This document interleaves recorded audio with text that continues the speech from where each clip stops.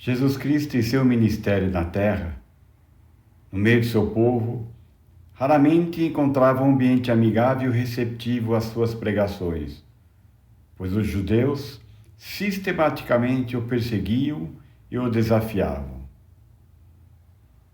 No Evangelho de João, podemos colher uma passagem dessas provocações, quando, a despeito delas, ele fez uma das revelações mais importantes e eloquentes a seu respeito. Disseram-lhe, pois, os judeus: És tu maior do que nosso pai Abraão, que morreu? E também os profetas morreram? Quem te fazes tu ser? Jesus respondeu: Se eu me glorifico a mim mesmo, a minha glória não é nada. Quem me glorifica é meu Pai, o qual dizeis que é vosso Deus. E vós não o conheceis, mas eu o conheço. E se disser que não conheço, serei mentiroso como vós. Mas conheço e guardo a sua palavra. Abraão, vosso pai, exultou por ver o meu dia, e viu e alegrou-se. Disseram-lhe, pois, os judeus: Ainda não tens 50 anos e viste Abraão? Disse-lhe Jesus: Em verdade vos digo, que antes que Abraão existisse, eu sou.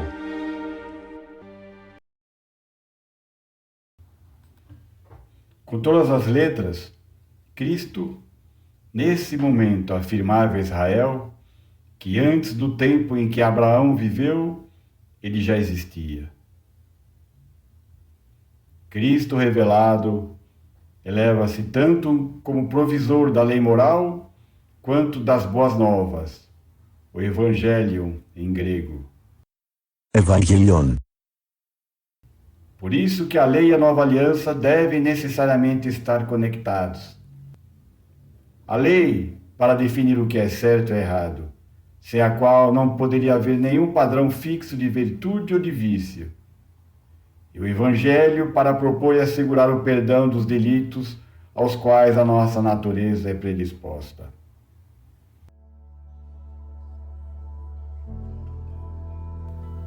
Na verdade, assim tem sido desde o início das eras, e de acordo com as Escrituras, como tal deverá continuar até o fim dos tempos. As leis todas foram formalmente promulgadas, e as consequências da transgressão expressamente declaradas. Elas compartilham o caráter de todas as outras leis, e como elas não admitem relaxamento e não fazem provisão para o seu perdão. Semelhantemente, também, são todos os outros estatutos e mandamentos publicados na Bíblia, quer se originem com os patriarcas, Moisés, com os profetas, com Cristo ou seus apóstolos. São leis cuja observância nada poderá derrogá-las no mínimo grau. O próprio Cristo ensinou aos seus discípulos e à multidão que o ouvia o seguinte: Não cuideis que vim destruir a lei ou os profetas. Não vim abrogar, mas cumprir. Porque em verdade vos digo que, até que o céu e a terra se passem, nem um jota ou um tio se omitirá da lei, sem que tudo seja cumprido. Abolir a lei moral jamais poderia ter entrado na mente de nenhum dos escritores ou profetas bíblicos, sob qualquer dispensação, e muito menos a de nosso Senhor Jesus Cristo. Pois é a lei moral que primeiramente mantém em sujeição a mente caída do homem. Mas isso é o princípio de um processo, pois a subjugação continua. O coração não deve ser prostrado apenas uma vez, mas deve ser reprimido sempre, e isso somente a lei moral pode fazer. O mandamento deve ser colocado sob preceito e linha sobre linha, e isso deve ser incessantemente repetido, pois temos que lidar com um agente acima de todas as coisas, enganosas e perversas. Enganoso é o coração, mais do que todas as coisas, e perverso, quem o conhecerá? A besta que o apóstolo João viu no seu livro do Apocalipse vai sempre querer subir do mar, e em cada novo esforço retomar sua ascendência primitiva, assumindo uma forma e um tom mais sedutores e enganosos do que os anteriores. Somente a lei de Deus pode detectá-la e expô-la, e quando detectada, o Espírito de Deus oferecido apenas através da nova aliança, propriamente chamado de Aliança da Graça, poderá enfrentá-la e superá-la. Esse pacto da graça nos revela primeiramente o caráter gracioso e misericordioso de Deus, pois assegura ao homem, como criatura enferma e pecadora, que o perdão poderá ser estendido às suas transgressões sob certas circunstâncias. Deus mesmo prometeu criar novos céus e nova terra. E disse mais, que não haveria mais lembrança das coisas passadas, nem mais delas se recordaria. Eu sou o Senhor, e fora de mim não há Salvador. Eu mesmo, sou o que apago as tuas transgressões por amor de mim, e dos teus pecados não me lembro. A misericórdia da parte de Deus está fora de questão com relação às exigências da lei moral, bem como ao mérito por parte do homem. Essas indulgências são estabelecidas apenas com base na graça e o favor de nosso Senhor, por amor do seu nome.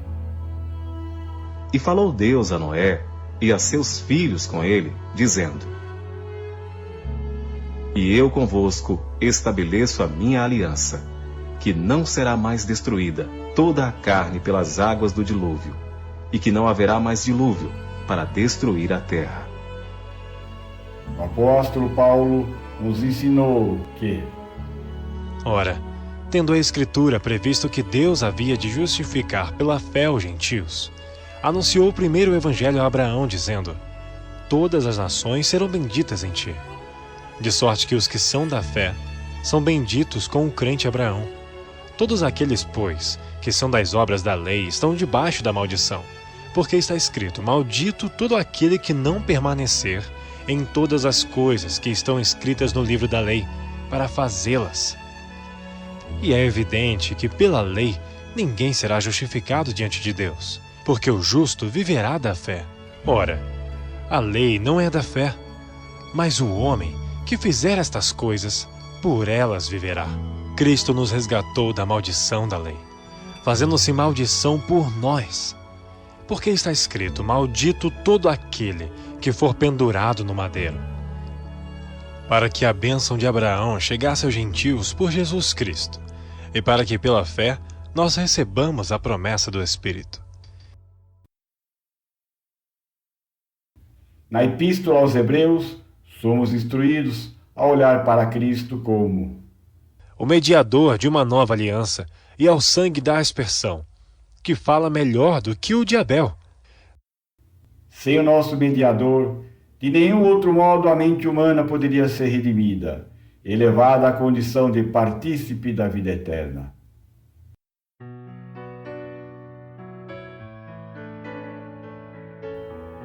Ao longo das Escrituras, desde a fundação do mundo, podemos encontrar uma multidão de testemunhas, um batalhão de profetas, de mártires e de santos, uma companhia incontável de fiéis, cuja fé, obras, provações e expectativas deram vozes à promessa da vinda do Messias, do Filho do Homem, sob a forma de uma criança misteriosa que se tornaria o Rei dos Reis e o Senhor dos Senhores. Disse-lhe então o anjo: Maria, não temas, porque achastes graça diante de Deus. E eis que em teu ventre conceberás e darás à luz um filho, e por-lhe-ás o nome de Jesus. Este será grande, será chamado Filho do Altíssimo, e o Senhor Deus lhe dará o trono de Davi, seu pai, e reinará eternamente na casa de Jacó, e o seu reino não terá fim.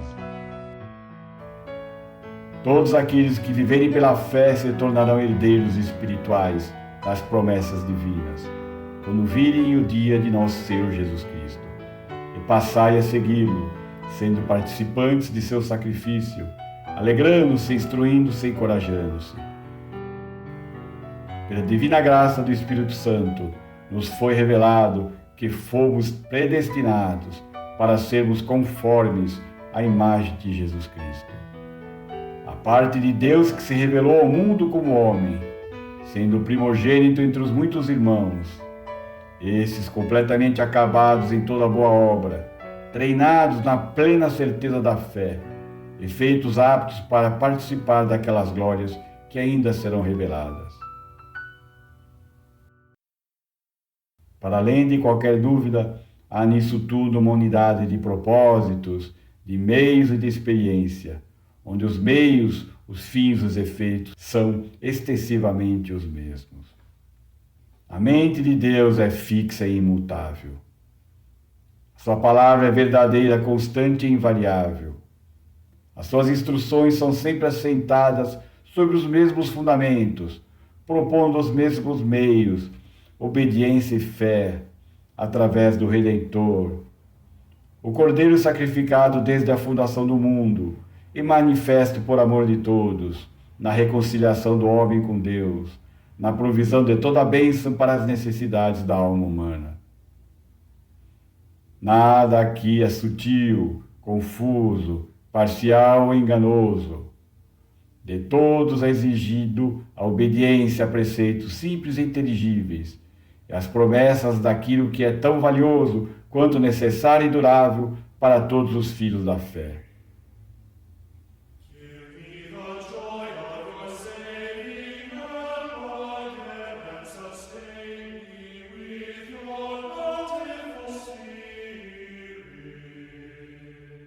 Em Cristo Jesus, todo homem será capaz de encontrar nele um irmão amigo, um conselheiro, um profeta, um sacerdote e rei, um redentor e a expiação para os pecados passados, e o mediador com o Pai Celestial, sensibilizado pelas nossas fraquezas, e o fiador das promessas maravilhosas que ainda estão por vir.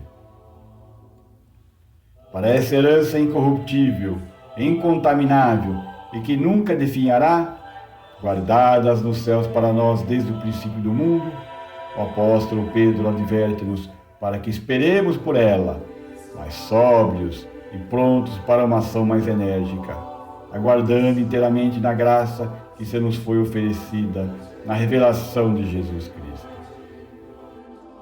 Para que a prova da vossa fé, muito mais preciosa do que o ouro que perece e é provado pelo fogo, se acha em louvor e honra e glória na revelação de Jesus Cristo, ao qual, não havendo visto, há mais, no qual, não o vendo agora, mas crendo, vos alegrais com gozo inefável e glorioso, alcançando o fim da vossa fé, a salvação das vossas almas, da qual salvação inquiriram e trataram diligentemente os profetas que profetizaram da graça que vos foi dada. O céu e a terra não poderiam combinar mais satisfatoriamente para nos prover com leis melhores, promessas mais brilhantes, garantias mais consistentes. Deus e o Filho do Homem dificilmente poderiam nos oferecer algo mais fácil de compreender, mais adequado ou mais encorajador do que os preceitos e as promessas que surgiram originalmente da misericórdia do grande arquiteto do universo, nosso todo-poderoso Deus, e que finalmente conspiram para promover a glória do nosso Senhor Jesus Cristo. As coisas todas foram feitas por Ele, e sem Ele nada do que foi feito se fez. A Ele deve ser atribuído, como é mais devido, toda a glória, honra, poder, majestade e louvor. Que assim seja.